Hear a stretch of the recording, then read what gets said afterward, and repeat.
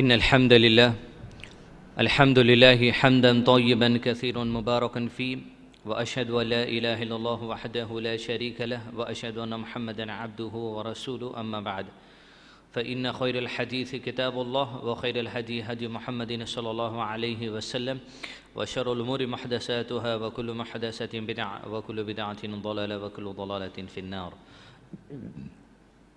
أعوذ بالله من الشيطان الرجيم. بسم الله الرحمن الرحيم. يا أيها الذين آمنوا اتقوا الله حق تقاته ولا تموتن إلا وأنتم مسلمون. بسم الله الرحمن الرحيم. رب اشرح لي صدري ويسر لي أمري واحلل عقدة من لساني يفقهوا قولي. قابل احترام ساتھیوں، آپ تمام کا اس پروگرام میں استقبال ہے. السلام علیکم ورحمۃ اللہ وبرکاتہ. جس عنوان سے درس منعقد کیا گیا ہے، نبی صلی اللہ علیہ وسلم کی احادیث سے چند نصیحتیں. یہ جو سلسلہ ہفتہ وار اجتماع میں شیخ عبید اللہ فیضی صاحب آپ کے سامنے لے رہے ہیں، درس صحیح بخاری یعنی بخاری شریف کا سلسلے وار متواتر گزشتہ غالباً 4 مہینوں سے آپ کے سامنے درس چل رہا ہے. تو شیخ دیگر پروگرام میں مصروف ہونے کی وجہ سے وہی احادیث کے درس کو ہم نے سوچا کنٹینیو کریں، تاکہ ان کی سیریز جو چل رہی وہ نہیں لیکن احادیث سے نصیحت قبول کرنے کی کوشش کریں گے. انشاءاللہ آج آپ کے سامنے 3 احادیث پیش کرنے کی کوشش کریں گے. بخاری شریف ہے، بخاری شریف کے اندر ایک باب باندھا گیا ہے مختصر صحیح بخاری میں، نرم دلی کا بیان، یعنی انسان کے دل کو نرم کر دینے والے اعمال کے بیان کیے گئے اس باب کے اندر، جو صحابہ اور نبی صلی اللہ علیہ وسلم کی زندگی سے لیے گئے ہیں کہ ایسے اعمال جو گواہی دیتے ہیں کہ ان کے اندر نرم دلی تھی. تو ایسے اعمال اگر میں اور آپ بھی اگر اختیار کریں گے تو انشاءاللہ نرم دلی کی طرف انشاءاللہ جھکاؤ ہو سکتا ہے. پہلی حدیث بخاری شریف میں جو کوٹ کی گئی ہے وہ حدیث نمبر 6419 ہے. یہ حدیث پیش کرنے سے پہلے ایک حدیث یاد رکھیے کہ نبی صلی اللہ علیہ وسلم نے ارشاد فرمایا اپنی امت کی عمروں کے بارے میں. گزشتہ جتنی قومیں گزری ہیں ان قوموں کی عمر جو تھی اس کی میعاد جو تھی وہ بڑی ہوا کرتی تھی، زیادہ ہوا کرتی تھی. جیسا نوح علیہ السلام کے بارے میں آیا کہ 9.5 سال تک کی بات ہے. اس طرح دیگر جو گزشتہ قومیں گزری ان کی عمر کا جو حصہ تھا اس امت سے کچھ زیادہ ملتا ہے. آپ صلی اللہ علیہ وسلم نے اپنی امت کے بارے میں واضح طور پر ارشاد فرما دیا کہ میری امت کی عمریں 60 سے 70 کے درمیان ہوں گی. کس کے درمیان ہوں گی؟ 60 سے 70 کے درمیان میری امت کی عمریں ہوں گی. اور یہ ارشاد فرمایا بہت کم ان میں ایسے ہوں گے جو اس سے زیادہ کو جو سو پا لیے جائیں گے، یعنی کوئی 100 تک جا سکتا ہے، کوئی 110 تک جا سکتا ہے، اللہ عالم. اب میری امت کی عمروں سے مراد اگر آپ اندازہ کر کے دیکھیں تو یہود ہے یا نصارہ ہیں یا عیسائی جس کو کہا جاتا ہے یا ہندو قوم کے لوگ ہیں، سارے لوگ لگ بھگ اسی عمر کے آس پاس جو سو موت ہی کس کی واقع ہو جاتی ہے. بہت کم ایسے ہوتے ہیں. تو اس سے بات ظاہر ہوئی کہ جتنے لوگ دنیا کے اندر آتے ہیں سب اللہ کے نبی صلی اللہ علیہ وسلم کی امت ہی کا حصہ ہے. ایک ہوتی ہے امت اجابہ اور دوسری ہوتی ہے امت دعویٰ. امت اجابہ یعنی وہ جو تسلیم کر چکے ہیں اسلام کو، جن کے اسلام کی دعوت پہنچ چکی ہے اور اسلام کو قبول کر چکے ہیں. امت دعویٰ یعنی وہ جو اسلام کی دعوت پہنچنی ہے یا اسلام کی دعوت جن کو پہنچائی جا رہی ہے یہ امت دعویٰ کے اندر آتے ہیں. سارے قوم کے لوگ، سارے مذہب کے ماننے والے جو باطل مذہب مانتے ہیں اور اسلام مذہب جو حق ماننے والے، سب کوئی اللہ کے نبی صلی اللہ علیہ وسلم کی امت ہی کا حصہ ہے. تو میری امت کی عمریں 60 سے 70 کے درمیان ہوں گی. مطلب یہ جو بھی قیامت آئے گا اس کی عمر 60 سے 70 کے درمیان ہوگی. بہت کم ایسے ہوں گے جس کی تقدیر میں اللہ نے جو لکھا وہ پار کرے گا، یا بہت ایسے ہیں جو بالغ ہونے سے پہلے مر جاتے ہیں. ان کے بارے میں نبی صلی اللہ علیہ وسلم نے فرمایا، صحابہ نے پوچھا کیا وہ بچے، غیروں کے بچے، مشرکین کے بچے، دوسرے مذہب کے لوگوں کے جو بچے ہیں، کیا ان کے بچے بھی جو بالغ ہونے سے پہلے مر جائیں گے کیا وہ بھی جنت میں ہیں؟ تو نبی صلی اللہ علیہ وسلم نے کہا ہاں وہ جنت میں ہے جن کے بچے بالغ ہونے سے پہلے مر جاتے ہیں. اس لیے کہ ہر بچہ فطرت پر پیدا ہوتا ہے، یعنی اسلام کی سمجھ کے ساتھ اللہ سبحانہ وتعالیٰ اس کو بھیجتے ہیں. لیکن فرمایا آپ صلی اللہ علیہ وسلم نے اس کے والدین ہیں جو اسے یہود اور نصارہ اور مشرک بنا دیتے ہیں یا ستارہ پرست بنا دیتے ہیں. تو بنیادی حدیث جس سے جو سو درس کا آغاز ہے وہ یہ کہ میری امت کی عمریں 60 سے 70 کے درمیان ہوں گی. اب بخاری شریف کی حدیث نمبر 6419 بڑی اہم، جس کے اندر اللہ سبحانہ و تعالیٰ نے نبی صلی اللہ علیہ وسلم کو اہم نصیحت کر دی. فرمایا اس طرح، عن ابی ہریرہ رضی اللہ تعالیٰ عنہ عن النبی صلی اللہ علیہ وسلم، ابو ہریرہ رضی اللہ عنہ روایت کرتے ہیں میں نے اللہ کے نبی صلی اللہ علیہ وسلم کو کہتے ہوئے سنا. یہ کیا کہا؟ آپ صلی اللہ علیہ وسلم نے ارشاد فرمایا، اللہ سبحانہ و تعالیٰ نے میری اور آپ کی عمر اللہ عالم، یا اس امت کی عمر جو نبی صلی اللہ علیہ وسلم نے کی 60 سے 70 کے درمیان ہے، یہ 60 جو نمبر ہے یہ بہت اہم ہے. آپ صلی اللہ علیہ وسلم نے فرمایا اللہ سبحانہ و تعالیٰ نے اس شخص کے تمام عذر بہانے ختم کر دیے. یعنی کوئی بہانہ بھی یہ آدمی پیش نہیں کر سکتا. کون؟ 60 ذہن میں رکھیے. کوئی بھی بہانہ زندگی کے اندر، چاہے جو بھی مثال دے لے، چاہے بیماری کی مثال ہو، کچھ بھی ہو، وہ آدمی کا کوئی عذر اور کوئی بہانہ اللہ تعالیٰ ختم کر دیتے ہیں. جس شخص کو لمبی عمر دے دی جاتی ہے، حتیٰ کہ کسی آدمی کو 60 سالہ زندگی جس کو عطا کر دی گئی، اس سے سارے بہانے ختم کر دیے گئے. 60 سال کی زندگی جس شخص کو مل گئی، اگر اب کوئی عذر باقی نہیں رہا اس کے اوپر، اب اس کے اوپر کوئی بہانہ باقی نہیں رہا اس کے اوپر. انہوں آ کے میں کو نہیں سنائے، میں کو جو سو چل کے جانے کے واسطے جو سو مسجد کو نہیں ہوتا تھا، میرے کن گاڑی رہتی تو جا کے میں سن لیتا تھا. ہمارے بچے جو سو گھر میں آ کے میں کو درد نہیں سنائے، اماں نہیں بول سکتے، بہن یہ نہیں بول سکتی کہ جو سو بھائیاں میں کو کبھی آ کے نصیحت کی بات نہیں کرے. 60 سال جس کی گزر گئی، مردوں میں سے ہو یا عورتوں میں سے ہو، اتنی بردباری انسان کے اندر آ جاتی. 70 سال کا ڈونالڈ ٹرمپ ہے، اب اٹھا تو اس کو ملک کا پریزیڈنٹ بنا دیے. اب اور کیا عذر باقی رہیں گا؟ اب کیا انہیں کل کے دن یہ بول سکیں گا کہ بھائی جو سو میرے پاس کوئی اسلام کی دعوت پہنچانے نہیں آئے، 70 سال کے تم ہو گے، ایک بڑے ملک کے صدر تم کو بنا دیا گیا اور تم منمانی فیصلے لے رہے، لیکن یہ فیصلہ تم تمہارے حق میں نہیں لے سکے کہ اللہ کا دین میں سیکھ لوں. 60 سال جس کو عطا کر دی گئی، سمجھو اب کوئی بہانہ باقی رہا نہیں، وہاں پر ختم. جو کرنا تھا اب کر لینا تھا. تو اس سے پہلی بات یہ ظاہر ہوئی، کسی کو نصیحت بھی اگر ہم کر رہے ہیں، بڑے ہو گئے بول کے چھوڑنا نہیں ہے. 60 سال تک بھی پیچھے لگے رہنا ہے. 60 سال کا بھی آدمی ہو گیا تب بھی نصیحت کرتے رہنا ہے. 60 سال کے بعد اب تو عذر قائم ہو گیا، اس کے اوپر اس کے بعد بھی بول رہے ہیں تو منع نہیں ہے، اپنے لیے بولتے ہی رہنا ہے. لوگ اپنے پاس یہ سوچتے، کہیں اس حدیث سے لینے والے یہ معنی لے لیے، صحیح بولے تھے گھر والے، داڑھی چھوڑنے کی عمر یہ نہیں ہے، داڑھی چھوڑنے کی عمر شادی ہوئے سو بات کی ہے بول کے. کیونکہ 60 سال تک گنجائش ہے. 60 سال تک گنجائش ہے تو 55 تک کھیلو، 56 تک کھیلو، 57 تک کھیلو، 59 تک کھیلو. یہ کھیلنے میں جیسے کبھی 1 سال پہلے نکل گئے تو کھیلتے کھیلتے نکل گئے، سی بات رہتی. لہذا اللہ سبحانہ و تعالیٰ کا جو دین ہے یہ ہر ایک کے لیے ہے، ہر انسان کے لیے اللہ سبحانہ و تعالیٰ حجت قائم کر دیتا.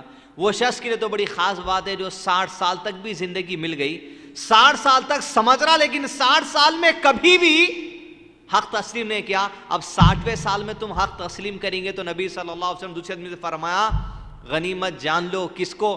جوانی کو غنیمت جان لو. کس سے پہلے؟ بڑھاپے سے پہلے. اور آپ صلی اللہ علیہ وسلم حدیث میں فرمایا اللہ سبحانہ و تعالیٰ نے ساری بیماریوں کی دوا بھیج دی ہے.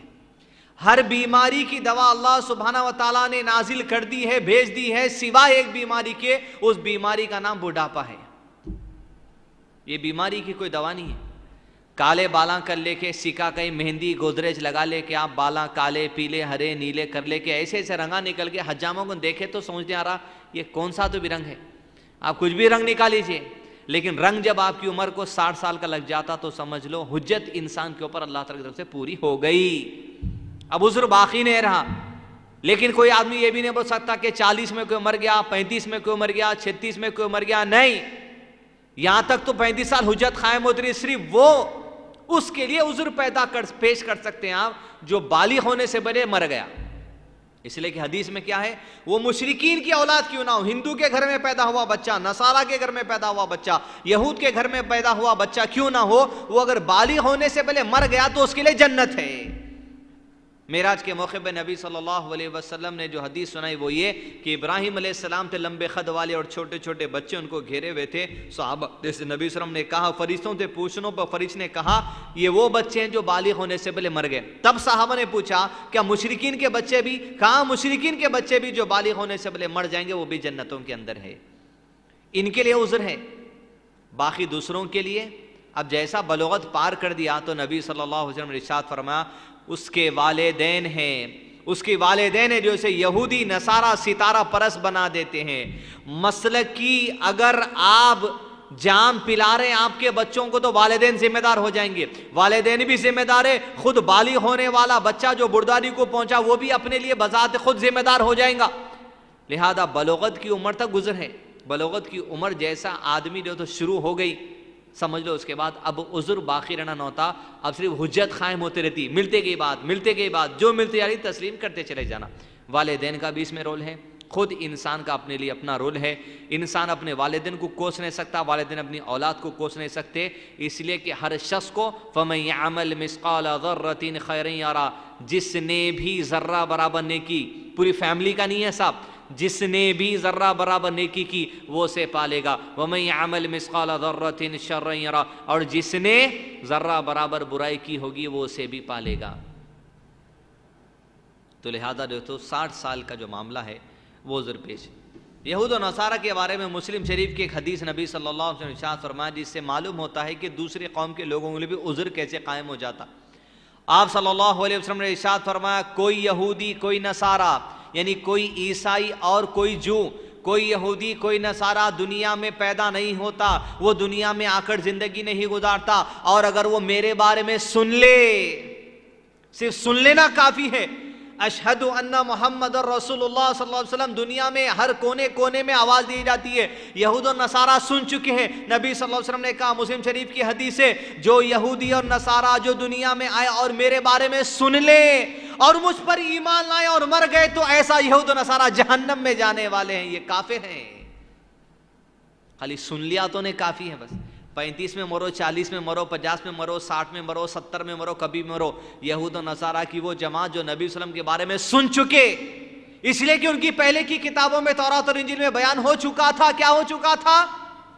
کہ ایک رسول آنے والے ہیں. اللہ تعالیٰ نے کہا ذَلِكَ مَثَلُهُمْ فِي التَّوْرَاةِ وَمَثَلُهُمْ فِي الْإِنْجِيلِ، یہ مثال صحابہ کی اور نبی صلی اللہ علیہ وسلم کی تورات اور انجیل میں پہلے سے بیان کی گئی. اب سن لے، اب ایمان لانا ہے، نئے لائیں گے تو جہنم کے اندر جانے والے ہیں. تو یہود و نصارہ کی جو جماعت ہے کفار ہے، کافر جماعت میں شک نہیں کرنا. بھلے اہل کتاب ان کو کہا جائے گا لیکن اہل کتاب ہونے سے وہ اہل حق نہیں ہو گئے. اہل حق صرف اسلام کے ماننے والے ہیں، اہل حق صرف قرآن کو تسلیم کرنے والے ہیں، اہل حق صرف احادیث کو تسلیم کرنے والے ہیں، اہل حق صرف نبی صلی اللہ علیہ وسلم کو تسلیم کرنے والے ہیں. وہ عیسیٰ علیہ السلام کو مانتا ہوگا، ہم بھی عیسیٰ علیہ السلام کو مانتے ہیں، لیکن وہ عیسیٰ علیہ السلام کو ہی مان کر نجات نہیں پا سکتا اور ہم نبی صلی اللہ علیہ وسلم کو صرف مان کر ہی نجات نہیں پا سکتے. رسول اللہ صلی اللہ علیہ وسلم کے ساتھ ساتھ دیگر انبیاء پہ بھی ایمان رکھنا ایمان کے ارکان میں سے ایک حصہ ہے. کوئی کہے گا میں نبی صلی اللہ علیہ وسلم کو مانتا ہوں دیگر انبیاء کو نہیں مانتا تو یہ بھی مسلمان نہیں ہوتا. تمام انبیاء کرام کے ساتھ ساتھ اللہ کے نبی صلی اللہ علیہ وسلم نے ایمان رکھنا یہ ایمان کے ارکان میں سے ہے جو 6 ہیں. 6 میں ایک کیا ہے؟ انبیاء پر ایمان لانا. تو بنیادی حدیث 60 سال جس کے اوپر قائم ہو گئی سمجھو حجت پوری ہو گئی. دوسرا مسئلہ ہے جان لیجئے 60 سال کے قریب اگر ہم آنے لگے تو سمجھو نبی صلی اللہ علیہ وسلم نے کہا میری امت کی عمریں 60 سے 70 کے درمیان ہے، کبھی بھی جو سو بلاوا آ سکتا ہے، اس سے پہلے بھی آ سکتا ہے. اس لیے کہ ابن مسعود رضی اللہ عنہ نے کہا تمہیں صبح مل جائے تو رات کا انتظار مت کرو اور تمہیں رات مل جائے تو صبح کا انتظار مت کرو. ابن مسعود رضی اللہ عنہ نے یہ قول کیا ہے جو مختصر صحیح بخاری کے اندر امام بخاری کے احادیث میں علماء نے اس کتاب کے اندر جمع کر دیا.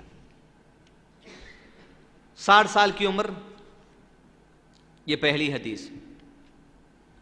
صحابہ وہ جماعت ہے جن میں بڑے بڑے جتنے صحابہ تھے 60 کے اوپر گئے. خود نبی صلی اللہ علیہ وسلم 63، ابو بکر رضی اللہ عنہ 60 کے اوپر، عمر بن خطاب رضی اللہ عنہ غالباً 60 کے اوپر. صحابہ کی عمریں کئیوں کی 60 کے اوپر بھی گئی. لیکن جو باب باندھا گیا جس میں سے احادیث ہم پڑھ رہے ہیں وہ یہ ہے دل میں نرمی پیدا کرنے والے اعمال کا بیان. اب یہ احادیث کو اس میں خاص طور پہ لایا گیا ہے کہ اب تو بھی نرمی پیدا کر لو، 55 के हो गए, 56 के हो गए, 40 के हो गए, 51 के हो गए, तो अब तो भी नरमी पैदा कर लो। दिल की नरमी का बयान, जिनके दिल में नरमी थी वो ज़िंदगी इस तरह गुजारते थे। दूसरी हदीस वही बुखारी शरीफ की, अबू हुरैरा रज़ियल्लाहु ताला अन्हु रिवायत करते हैं, बुखारी शरीफ की हदीस है 6452। अब देखिए दिल की नरमी किसको बोलते हैं? एक अमल जिसको मैं और आप अपनी ज़िंदगी में शायद बहुत छोटा समझते हैं, वो छोटा नहीं रहता, और लोग करने वाले बाज़ लोग ये समझ रहे हैं कि बड़े बड़े नेक काम ये हैं, ये काम तो छोटा है, कभी भी कर लिया तो चलता। कोई बात छोटी नहीं होती जब वो हदीस में आ गई, कोई बात छोटी नहीं होती जब वो कुरान में आ गई। ये बात का तस्करा कुरान और हदीस के अंदर किया गया। अब ये छोटा अमल हो ही नहीं सकता, भले लोगों के करीब हो वो समझ रहे होंगे छोटा है, इससे बड़े बड़े भी अमल हैं, इससे बड़े बड़े जो अमल है सहाबा ये करते बैठे, तुम सहाबा थे बड़े हो गए, ये करते बैठते थे। कहा दिलों को नरम करने के बयान में एक हदीस जो आज की जो आखिरी सुनाएंगे, जो कोई जिंदगी में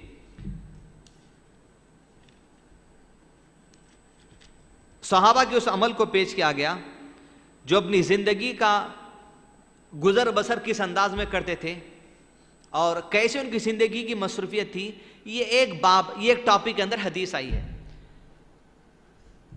अन अबी हुरैरा रज़ियल्लाहु ताला अन्हु क़ाल अन्नहु काना यक़ूल अल्लाहिल्लज़ी ला इलाहा इल्लहु।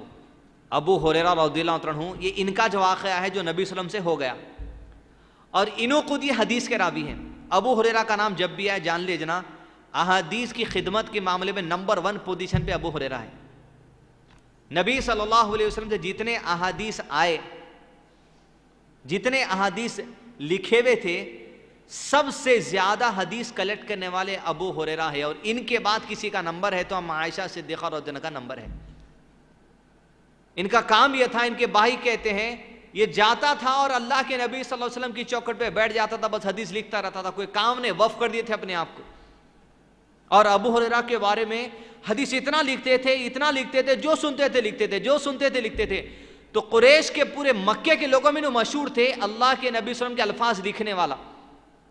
तो कुरैश के कुछ लोगों ने अबू हुरैरा रज़ियल्लाहु अन्हु से कहा कि अबू हुरैरा, अल्लाह के नबी सल्लल्लाहु अलैहि वसल्लम तो इंसान है, वो इंसानों की तरह है, उनका मूड कभी कुछ रहता है, कभी कुछ रहता है, उनके जुबान से कभी कुछ गुस्से में रहे तो कुछ ऐसे अल्फाज निकल जाएंगे, तो क्या तू सब कुछ लिख लेगा? तो अबू हुरैरा हदीसा लिखना छोड़ दिए। नबी सल्लल्लाहु अलैहि वसल्लम के पास है, कहा अल्लाह के नबी सल्लल्लाहु अलैहि वसल्लम, मैं तो हर हदीस आपकी लिखता चला जाता हूँ, लेकिन कुरैश के कुछ लोगों ने आज मुझसे ये कहा कि आप कभी कुछ मूड में होते हैं, आपकी ज़बान से कुछ निकल जाएगा, मैं लिखता जाऊँ। अब हुक्म हुआ इनको, अब अबू हुरैरा को वहाँ अब अल्लाह के नबी सल्लल्लाहु अलैहि वसल्लम की ज़बान से जब हुक्म हो रहा तो कैसी ताकत आ गई उनको सोचिए। कहा अबू हुरैरा, उस ज़ात की कसम में जिसके कब्ज़े में मेरी जान है, तू लिखता चला जा, तू लिखता चला जा, मेरी ज़बान से कसम अल्लाह की, सच के सिवा झूठ नहीं निकलता। अब ये जैसा रोक दिए थे, फिर दोबारा हदीसा लिखना शुरू कर दिए। सबसे ज़्यादा हदीस नबी सल्लल्लाहु अलैहि वसल्लम की लिख कर पेश करने वाले ही हैं। अज़ीज़ान में इस बात को याद रखिए, इंटरनेट का ज़माना है, 4G का ज़माना है, 3G का ज़माना है। आज दीन सीखने के मामले में उम्मत मुस्लिमा इंटरनेट की मोहताज बना ली अपने आप को। बयान देने वाले, मैं अगर बयान दे रहा हूं, वीडियो में रिकॉर्ड हो रहा, इंटरनेट पे डाल दिए, तो ये सोच रहे हैं मरने के बाद भी ये बयान काम आने वाला है। ये लिमिटेड बात है। अगर सिर्फ इंटरनेट के जरिए मरने के बाद ईसाल सवाब का अगर काम करना जाना है, आज हदीस की अच्छी सुन रहे हम। अन अबी हुरैरा, अबी हुरैरा कहते हैं मैंने अल्लाह के नबी सल्लल्लाहु अलैहि वसल्लम से सुना। कोई इंटरनेट का जमाना नहीं था, कोई 3G 4G 2G का जमाना नहीं था। ये बातें दो चीजों से हमारे सामने आ गई, वो दो चीजों को आज भूल गए, हम इंटरनेट के मोहताज बन गए। पहली चीज, अल्लाह के नबी सल्लल्लाहु अलैहि वसल्लम ने क्या कहा बोला इस हदीस में, तू लिखता चला जा। सहाबा ने दीन को महफूज किया लिख कर। सबसे पहले दीन जो महफूज हुआ लिख कर। तौरात जो मूसा अलैहिस्सलाम के ज़माने में दी गई थी वो अल्लाह के हाथ की लिखी हुई थी। इतनी बड़ी नेमत थी बनी इसराइल के लिए, अल्लाह के हाथ की लिखी हुई तौरात अता की गई थी। लेकिन कुरान की हिफाजत के लिए जो अल्लाह सुब्हानहू व तआला ने सहाबा को चुना, लिखने के लिए चुना। नबी सल्लल्लाहु अलैहि वसल्लम नहीं लिखते थे। कुरान का एजाज था, हर दौर गुजर गया। سلیمان علیہ السلام کا دور ایسا طاقتور دور گزرا جو قیامت تک ایسا دور کبھی وجود میں آنے والا نہیں ہے، ویسی طاقت کسی کو نہیں ملے گی، جانوروں کی بولی سننے والے سلیمان علیہ السلام۔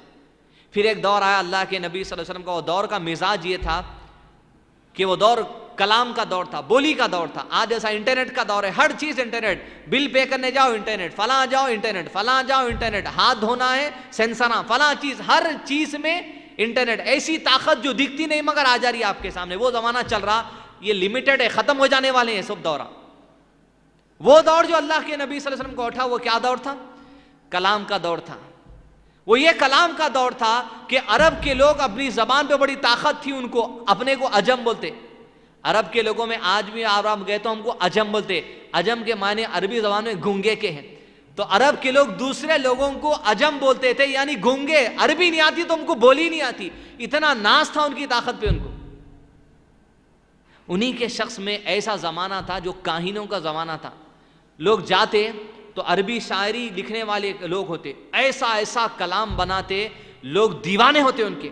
عربی زبان کی اتنی مہارت تھی ان کے پاس کہ بس کلام گھوڑوں پہ، اونٹوں پہ، گھر کے گھڑوں پہ، ہنڈیوں پہ کلام بنا کے چھوڑ دیتے، اور ایسی پوئم بناتے، ایسی شاعری بناتے، ایک ایک شخص کو 10,000 شاعری یاد رہتی خالی۔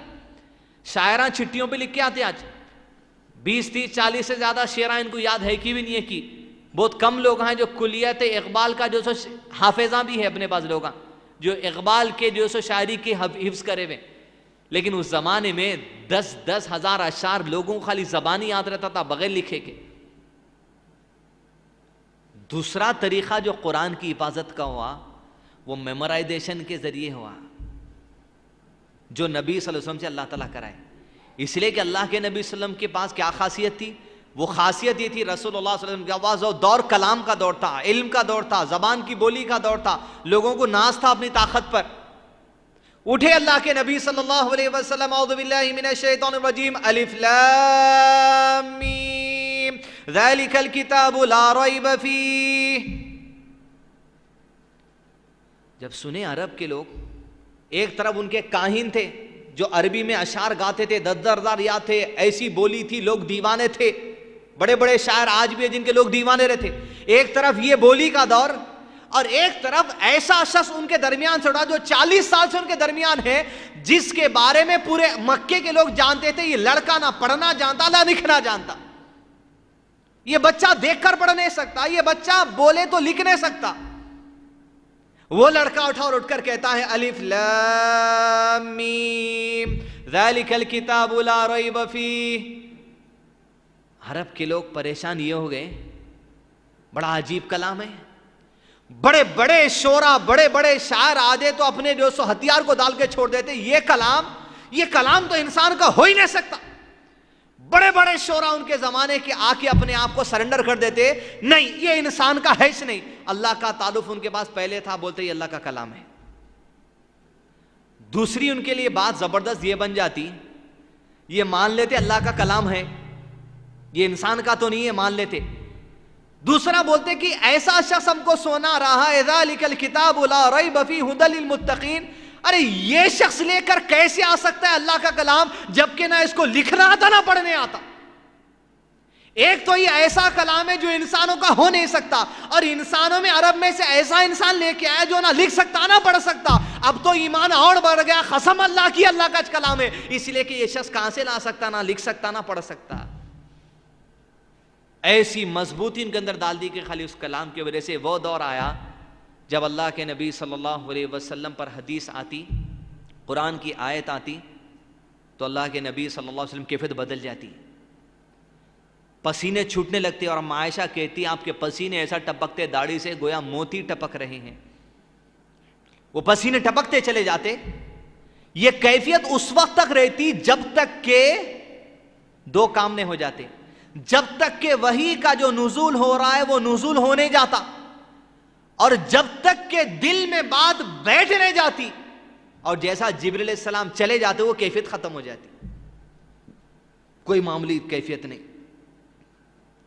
پہلی چیز وحی آتی، دوسری چیز دل میں بٹھا دیتے، تیسری چیز اللہ سبحانہ وتعالیٰ نے قرآن مجید میں کہا ہم ہی ہیں جو آپ کے دل میں بات کو جماتے ہیں اور ہم ہی ہیں جو آپ سے وہ ادا کراتے ہیں. گویا اللہ کے نبی صلی اللہ علیہ وسلم کے سینے میں قرآن ڈال دیا جاتا, صحابہ کو حکم دیا گیا حدیث لکھو, صحابہ کو حکم دیا گیا قرآن لکھو. وہی صحابہ کے دور میں دین کا جو پروٹیکشن پھیلایا گیا, کوئی انٹرنیٹ کے ذریعے نہیں, کوئی میسج کے ذریعے نہیں, کوئی واٹس ایپ کے ذریعے نہیں, پھیلایا گیا تو صرف اور صرف یاد کر کے لوگوں کے پاس پھیلایا گیا. آج یہ دو چیزوں سے اپن کٹ کے رہ گئے, دور ہو گئے بہت. اللہ محفوظ رکھے اس جو سو برے شر سے انٹرنیٹ کے محتاج بن گئے. کچھ بھی حدیث ہونا پٹ پٹ پٹ پٹ, کچھ بھی آیت ہونا پٹ پٹ پٹ پٹ. یہ ابو ہریرہ اتنی حدیث بڑی سنائے, 2 پیج کی حدیث ہے, 2 پیج کی حدیث ہے. آپ سوچ رہے ہیں ایسے ابو ہریرہ 4.5 حدیثاں سنائیں, 4.5 نہیں 4.5 ہزار حدیثاں سنائیں. کہاں سے؟ رسول اللہ صلی اللہ علیہ وسلم سے. ایک ایک لفظ جوں کا توں جیسے کا ویسا. یہ حدیث ہے جان ملت. کیسا؟ صرف یاد کر کے. اپن یاد نہیں کر رہے ہیں. آج یاد نہیں ہو رہی چیز باپ بیٹوں کو نہیں سنا سکتا, بیٹا باپ کو نہیں سنا سکتا, حوالے جات یاد نہیں رکھ رہے. اس لیے 2 چیزوں کو بھی مت بھولیے اگر دین سلامت رکھنا ہے. موجودہ دور کے بہت بڑے عالم, اللہ ان کی بات کرے, شیخ صالح الفوزان حفظہ اللہ, وہ کہتے ہیں اگر دین کو محفوظ رکھنا ہے تو یاد کرنا شروع کرو. تمہیں یاد کرنا ہی پڑے گا. شیخ محمد بن صالح العثیمین رحمہ اللہ جو انتقال کر گئے, بڑے جید عالم اس دور کے, اپنے سے زیادہ علماء کرام ان کی قدر جانتے. انہوں نے ایسے طالب علم کے سامنے درس دیا, کہا یاد رکھو جو دین کا علم حاصل کریں, تو ان سے کہا دیکھو حق یہ ہے تمہارے لیے پہلا کام کہ اللہ کا دین سیکھنا تو صرف اس سے قریب ہونے کے لیے سیکھنا, اور دوسرا حق یہ ادا کرنا تمہارے اوپر یہ بات فرض ہے کہ اللہ کی شریعت کو یاد کر لو. یاد کرنا ضروری ہے, یاد کرنا ضروری ہے. عرب کا آدمی قرآن مجید اگر یاد کر رہا بہت اچھی بات ہے, انہیں حوالے جات سمجھ سکتا. آج ہم کو ہماری زبان میں بھی یاد کرنا ضروری ہے. یہ حدیث ایسی ہے, یہ حدیث ایسی ہے, ورڈ ٹو ورڈ سمجھتے سمجھاتے باتوں کو پیش کرنا. یہ باتیں اگر دور ہو گئی, سمجھو لائٹ بند ہوئی تو انٹرنیٹ بند ہو جاتا. میرے سے کوئی حدیث پوچھ رہے ہیں, حدیث بتاؤ جو میں بول رہا ہوں سو, اگر میں انٹرنیٹ پہ بتا رہا ہوں لائٹ نہیں ہے, انٹرنیٹ کنیکشن نہیں ہے, فون میں انٹرنیٹ کا ریچارج ختم ہو گیا, آپ ہاتھاں ٹوٹ گئے جیسی بات ہو گئی. محاورتاً جو بات کہتے محتاج بن گئے. یہ نہیں, یاد کرنا اور لکھنا. انٹرنیٹ پہ اتنا بڑا ذخیرہ دین اسلام کا آ گیا. موجودہ دور کے جید مسائل انٹرنیٹ پہ آج آ گئے. مثال کے طور پہ دنیا کی سب سے بڑی مشہور ویب سائٹ اسلام کے بارے میں islamqa.info ہے, جس پہ 1.5 لاکھ سے زیادہ فتوے ہیں, موجودہ زمانے کے فتوے 1.5 لاکھ سے زیادہ. مسائل چائنا کے لوگ پوچھ رہے ہیں, رشیا کے لوگ پوچھ رہے ہیں, فرانس کے لوگ پوچھ رہے ہیں, ہندوستان کے لوگ پوچھ رہے ہیں, فلاں کے لوگ پوچھ رہے ہیں. 1.5 لاکھ سے زیادہ فتوے اس کے اوپر ہیں. مگر انٹرنیٹ کے اوپر ہے وہ صرف. کسی دن ہندوستان کی حکومت وہ ویب سائٹ پہ پابندی لگا سکتی ہے, ویب سائٹ ہندوستان میں بند. اتنا بڑا جید ذخیرہ اڑ کے رہ جاتا. اس لیے دین میں لکھنے کی اہمیت ہے. یہ جتنا بڑا ذخیرہ ہمارے کام کا, اس کو نکال کے رکھ لینا, پرنٹ آؤٹ بنا کے رکھ لینا, اس لیے کہ کبھی بھی یہ چیزیں جا سکتی. لیکن لکھت میں اللہ نے قرآن کو محفوظ کیا. آپ سوچ کے دیکھیے کتنی بڑی اہمیت ہے لکھنے کی اور یاد کرنے کی. 2 چیزوں کو چھوڑیے مت, ورنہ انٹرنیٹ کے محتاج بن گئے تو دین جو سو سیکھنا بہت مشکل ہے. حدیث 60 سال کی جو بنیادی حدیث, 60 سال کی عمر جس کو مل گئی, سمجھو ساری حجتیں پوری ہو گئی. اب کوئی بہانہ انہیں پیش کرتا نہ اس سے پہلے والا پیش کر سکتا اللہ کے سامنے. کیسے زندگی گزارتے تھے؟ ایک عمل. ابو ہریرہ رضی اللہ عنہ کہتے ہیں کہ میں اصحاب صفہ میں تھا. نبی صلی اللہ علیہ وسلم کی مسجد میں ایک چبوترا ہے جس کو اصحاب صفہ کا چبوترا بولتے. یہ لوگ اپنے آپ کو وقف کر دیے تھے حدیث اور آیت لکھنے میں. ان کا یہ کام لکھنا یاد کرنا, لکھنا یاد کرنا. ان کا معاملہ تھا, لوگ ان کو کھانا, روٹی, کھجور لا کے دیتے, ہر چیز, دودھ آتا تھا, جو آتا تھا لوگ صدقہ دیتے تھے, کھاتے تھے. یہ لوگ کہتے ہیں اسی میں ایک شخص ہے ابو ہریرہ جو سب سے زیادہ حدیث لے کر آئے. وہ ابو ہریرہ رضی اللہ عنہ کہتے ہیں کہ زندگی ہماری کبھی ایسی گزرتی کہ ہم اپنے آپ کو اتنا وقف کر چکے تھے, لوگ کبھی کھانا وغیرہ لا کے نہیں دیتے, بھوک کو ہم دبانے کی وجہ سے زمین پہ چتے لیٹ جاتے تاکہ زمین کا وزن ہمارے اوپر پڑتے, اوندھے لیٹ جاتے, ہمارا اوپر وزن پڑے. یا کبھی کبھی ایسا ہوتا کہ ہم کس کے پیٹ باندھ لیتے, پیٹ پہ پتھر باندھ لیتے تو کچھ وزن محسوس ہوتا. بخاری شریف کی حدیث آپ کے سامنے, وہ کہتے ایک دن برداشت ہوا نہیں ہوا ایک دن برداشت. میں وہاں جا کے بیٹھ گیا جہاں سے لوگ آتے جاتے رہتے تھے. میں بیٹھا اس جگہ پر, یہ جاننے کے لیے کوئی گزرا تو اس کو اشارہ دوں گا, وہ سمجھ جائے گا اور مجھے کھانا دے گا. مانگتے نہیں تھے صحابہ, وہ بیٹھے, کہتے میں بیٹھا رہا, اسی حدیث کو روایت کرنے والے انہوں چھے, اور حدیث میں واقعہ بھی ان کا ہے. کہتے میں بیٹھا, ابو بکر صدیق رضی اللہ عنہ, اللہ کے نبی صلی اللہ علیہ وسلم کے سسر گزرے سامنے سے. تو میں نے ان سے کہا کہ قرآن مجید کی وہ آیت تو مجھے سنائیے جس میں کھانا کھلانے کا تذکرہ تھا. انہوں سمجھے, خالی میں اتنا بولا تو انہوں یہ سمجھ جائیں گے شاید میرے کو بھوک لگ رہی کھانا کھلائیں گے, مگر انہوں نہیں سمجھے, چلے گئے. بولے وہیں بیٹھا رہا. نبی صلی اللہ علیہ وسلم کے اور ایک سسر آئے, عمر بن خطاب رضی اللہ عنہ. وہ گزرے تو میں نے انہیں سے بھی وہی سوال کیا ہے. عمر بن خطاب رضی اللہ عنہ, قرآن مجید کی وہ آیت کیا آپ کو یاد ہے جس میں ذکر ہے کھانا کھلانے کا؟ سمجھے انہوں اتنا بولے تو انہوں اشارہ سمجھی کہ میرے کو بھوک لگی. وہ کہتے ہیں عمر بھی چلے گئے. کہتے رہے میں وہیں بیٹھا رہا. اتنے میں یہ دونوں کے داماد محمد رسول اللہ صلی اللہ علیہ وسلم گزرے. میں بیٹھا رہا وہیں پر کہ اللہ کے نبی صلی اللہ علیہ وسلم میرے سامنے آئے اور میرے چہرے کو دیکھ کر وہ جان گئے میرے چہرے پر کیا تھا اور میرے دل میں کیا تھا. مجھ سے کہا ابو ہریرہ میرے ساتھ گھر چل.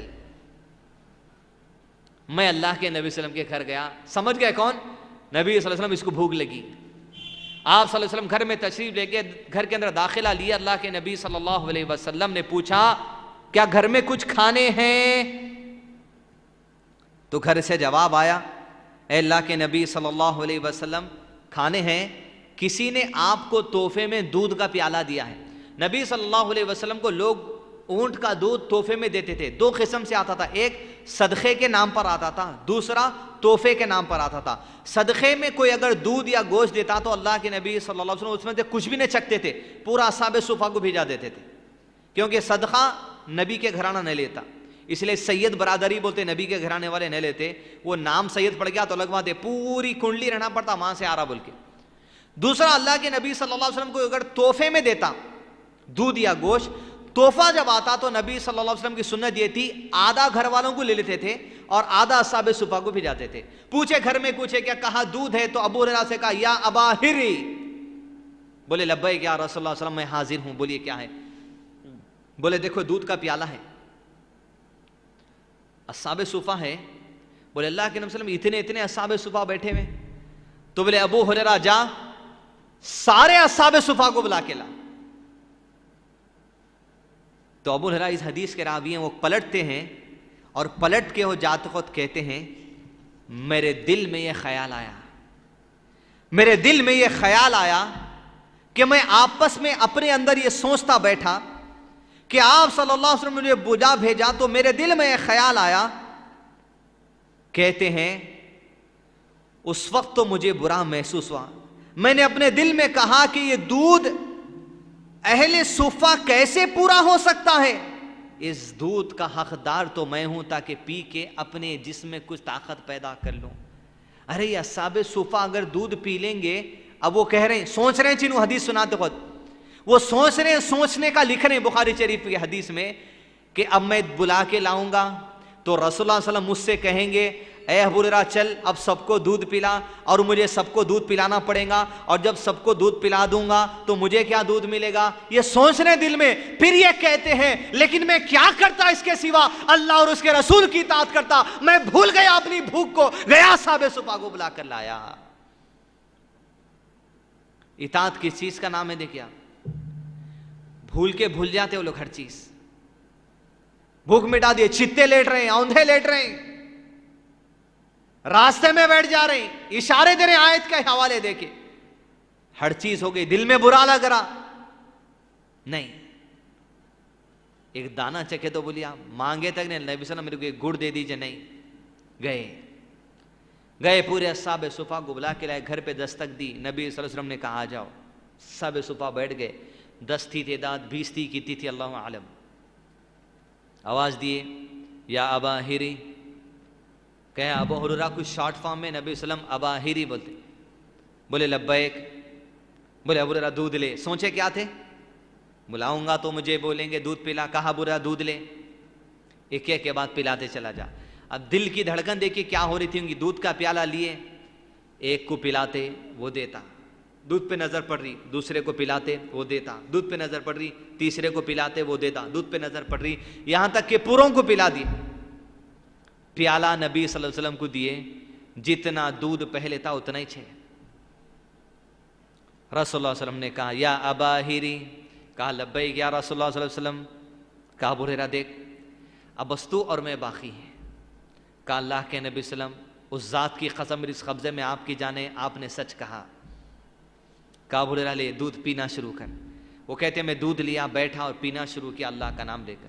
میں پیتا گیا, میں رکھتا گیا. رسول اللہ صلی اللہ علیہ وسلم نے کہا اور پی. وہ کہتے جاتے میں پیتا جاتا, میں رکھتا جاتا. نبی صلی اللہ علیہ وسلم کہتے اور پی, میں پیتا چلا جاتا. یہاں تک کہ نبی صلی اللہ علیہ وسلم پینے کے لیے کہتے میں کہتا اس ذات کی قسم ہے جس نے آپ کو حق دین اسلام دے کر بھیجا, اے اللہ کے نبی صلی اللہ علیہ وسلم اب کچھ اور زیادہ جگہ باقی نہیں پیٹ میں.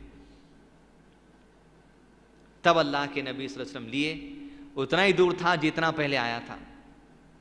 اللہ کا شکر ادا کیا اور اللہ کے نبی صلی اللہ علیہ وسلم چنانچہ وہ پیالہ آپ کو دے دیا. اور آپ صلی اللہ علیہ وسلم پہلے تو اللہ کا شکر ادا کیا اور اس کے بعد اللہ کے نبی صلی اللہ علیہ وسلم اجد لہ مسلکن, اس کے بعد اللہ کے نبی صلی اللہ علیہ وسلم خود وہ دودھ پی گئے. ابو ہریرہ صبر کا مظاہرہ. بھوک انسان کی ایسی ہے, اچھے اچھے لوگوں کے اخلاق پیدل ہو جاتے. بیویوں کے ساتھ کیا ہوتا اپن گھر میں بہتر جانتے. روٹی دلنے دیر ہو گئی, چائے آنے دیر ہو گئی, تو اچھے اچھے جس کو اپن سمجھتے وہ اچھے اچھے کتنے اچھے گھروں میں معلوم ہوتا کتنے اچھے. صبر. اور کیا درس دیا ابو ہریرہ, اس کے سوا کیا کرتا, میں اللہ اور اس کے رسول کی اطاعت کرتا, میں بھول گیا بھوک کو. ایسی تکلیف کو بھی بھول کے اطاعت کرے صحابہ نبی صلی اللہ علیہ وسلم, صرف اس لیے کہ اللہ سبحانہ تعالیٰ کی اطاعت میں, کیونکہ اللہ نے کہا اطیعوا الرسول, میری اطاعت کرو, رسول اللہ علیہ وسلم کی اطاعت کرو. صحابہ کی زندگی بیان کرتے ہوئے اس حدیث کو پیش کر کے کہ بھائی یہ زندگی کا ان کا معاملہ تھا, کھانے پینے کے معاملے میں اتنے جو سو اپنے آپ کو صبر والے تھے. پھر ذکر بھی حدیث میں یہاں کیا گیا کہ غریب لوگوں کو کھلانا, مسکینوں کو, محتاجوں کو جو مانگ نہیں سکتے کھلانا, یہ بھی درس اس حدیث سے دیا علماء نے. رسول اللہ صلی اللہ علیہ وسلم کھلائے. خود ابو ہریرہ دوسرے بھوکوں کا خیال کرتے ہوئے اپنی بھوک کو چھوڑ دی, بھوکے رہتے ہوئے بھوکوں کا خیال کرے. اب اپنے پاس یہ مزاج ہے دنیا کے اندر بنے ہوا, غریبوں کو کھانا کھلانا بولتے ایک کونے کا چھوٹا عمل ہے. یہ اس حدیث کا حصہ بنے ہوا عمل, یہ چھوٹا نہیں ہو سکتا. یہ حدیث کے ساتھ ساتھ یہ اللہ کی آیات کا حصہ بنا ہوا ہے. اعوذ باللہ من الشیطان الرجیم ارأیت الذی یکذب بالدین, کیا آپ نے جانا دیکھا اس شخص کو جو قیامت کے دن پر ایمان نہیں رکھتا. اس شخص کا تذکرہ کرتے ہوئے اللہ تعالیٰ 5 باتیں بیان کر رہے ہیں. فَذَلِكَ الَّذِي يَدُعُّ الْيَتِيمَ وَلَا يَحُضُّ عَلَى طَعَامِ الْمِسْكِينِ, یہ وہ شخص ہے جس کا ایمان آخرت پہ نہیں ہے, مسکین غریب محتاج کو کھانا نہیں کھلاتا, نہ کھانا خود کھلاتا ہے, نہ لوگوں کو ترغیب دیتا کہ ان کو کھلاؤ. 50 پورا گھر کو لے جاؤ, 50 سینت کے رکھو, آخری فریج میں ایکسپائری ڈیٹ کو 2-4 دن رہتے جب فقیروں کے انتظار میں رہتے. کوئی تو بھی آیا تو دے دو, کوئی تو بھی آیا تو دے دو, کوئی تو بھی آیا تو دے دو. وہ فقیر اتنے دن سے نہیں آئی, وہ فقیر اتنے دن سے نہیں آیا, ابھی یاد آ رہے ہیں. بھانپا نکلے خود دیکھچے میں سے ابھی یاد نہیں آئے. سبحان اللہ. اس وقت کھلاتے تم, اس وقت یاد کرنے کی ضرورت نہیں پڑتی جب کھانا سڑنے پہ, کھانا ختم ہونے پہ. فویل للمصلین, یہ اس شخص کی نشانی ہے جو آخرت کے دن پہ ایمان رکھتا, نہ خود کھلاتا مسکینوں کو, نہ کھلانے کے لیے لوگوں کو ترغیب دیتا، بھائی کھلاؤ، تم اگر پیسہ ہے تم یہ دیو، وہاں اتنے بھوکے لوگ ہیں، وہاں لیکن نہیں ہے، ان کو اناج دیں گے، نہیں۔ سورہ مدثر میں اللہ سبحانہ وتعالی تذکرہ کرتے ہیں، سورہ نمبر 74 آیت نمبر 44 میں، کہ جنتی جنت کے اندر چلے گئے، بیٹھے ہوئے ہیں جنت میں، اور جنت کی کھڑکیوں سے اللہ تعالیٰ کو نظارہ بتا رہے ہیں جہنم کا۔ تصور کر کے دیکھیں آپ، جنت میں داخلہ ہو گئے، بیٹھ کے جہنم کا نظارہ لے رہے ہیں اور پوچھ رہے ہیں جہنمیوں سے، اے جہنم کی جماعت بتاؤ تو صحیح کیا کام ہے آخر جو تمہیں جہنم میں کھینچ کے لے کے آ گیا۔ جہنمی جواب دے رہے ہیں جنتیوں کو، یہ بتانے کے لیے کام ہم جو نیک کرتے تھے اس کی وجہ سے جہنم میں آگے کہا، قالوا لم نک من المصلین، ہم نماز نہیں پڑھتے تھے۔ نماز کے فوری بعد تذکرہ کرنے والے جہنمی اللہ نے قرآن میں تذکرہ کیا، ہم نماز نہیں پڑھتے تھے اور ہم غریبوں اور مسکینوں کو کھانا نہیں کھلاتے تھے۔ یہ دو عمل ہے جو ہم کو جہنم میں لے کے آ گئے۔ مسکینوں کو کھانا نہیں کھلاتے تھے۔ گواہی دینے والے جہنم وائی اس دن اللہ تعالیٰ بھی بول دیا تمہارا جواب یہ ہوگا، یہ بتانے کے لیے کہ لوگوں کو کھانا کھلانا، بھوک مٹانا، ان کی ضرورت کو پوری کرنا، پکے ہوا کھانا یا کچا کھانا کسی بھی شکل میں، بس کھانا کھلانے کا انتظام کرو۔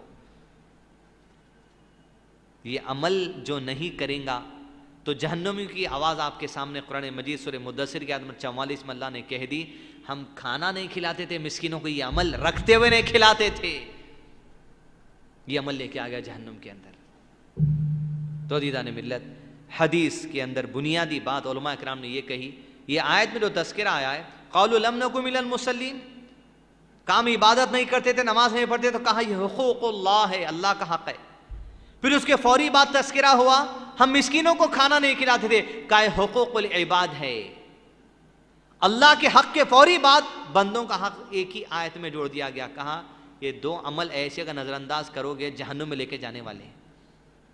تو دیدان ملت، حدیث سے بنیادی درس مجھ کو اور آپ کو یہ ملا کہ صبر کرنا چاہیے کھانے کے معاملے میں۔ کھاتے پیتے گھر ہیں اپنا الحمدللہ، راشنہ بھرے ہوئے ہیں، تب بھی آزمائش ہو سکتی۔